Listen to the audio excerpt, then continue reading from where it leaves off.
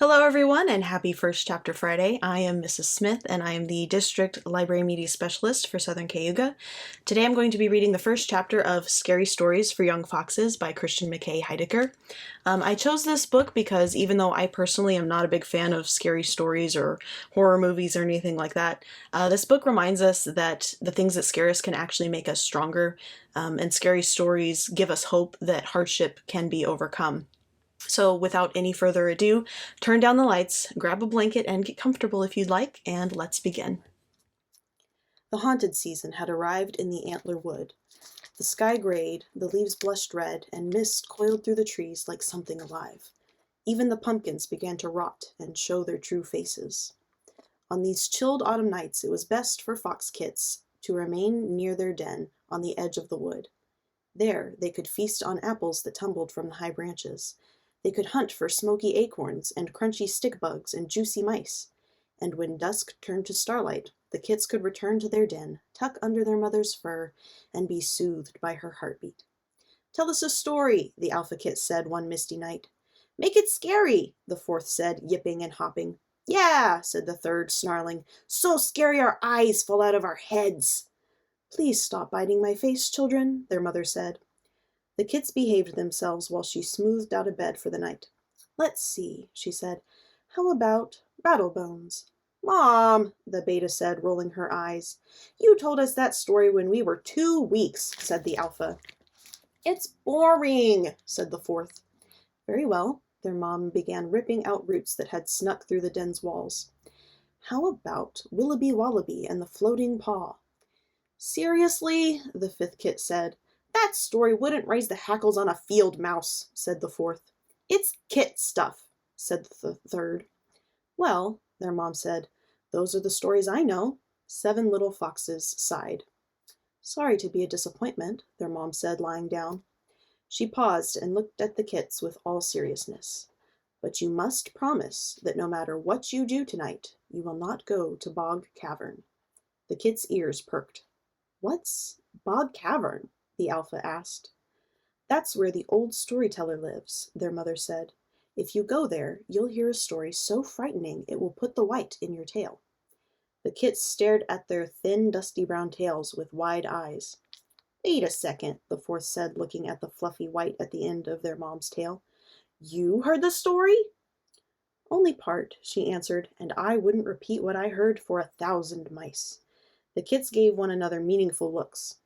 They didn't want some toothless story like Willoughby Wallaby, which would be forgotten with a shiver and some milk and a lick on the cheek. They wanted a story so scary it would prove their bravery and change them forever. All except the little one, that was.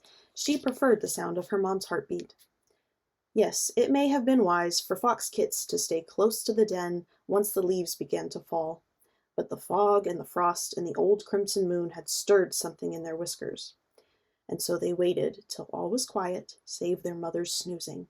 And then 7 little foxes slipped out of their den with a mission to scare some white into their tails. 7 kits snuck into the night, over the log, around the stone, across the creek, and through the grass, deep into the Antler Wood. The trees threw up their limbs as if to frighten them away. The little ones slowed at their warning.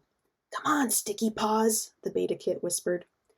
7 kits crept through the wood, beneath the bone-white branches, past the broken trap, beyond the cave of snoring, over the human bones, to the entrance of Bog Cavern.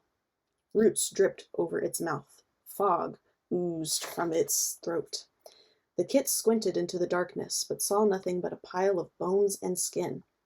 "Is the storyteller dead?" the fifth kit whispered. The fourth kit sniffed. "Doesn't smell dead." "Someone go nose it awake," the third kit said. "Don't look at me," said the beta. "I like my nose." "Shh," said the alpha.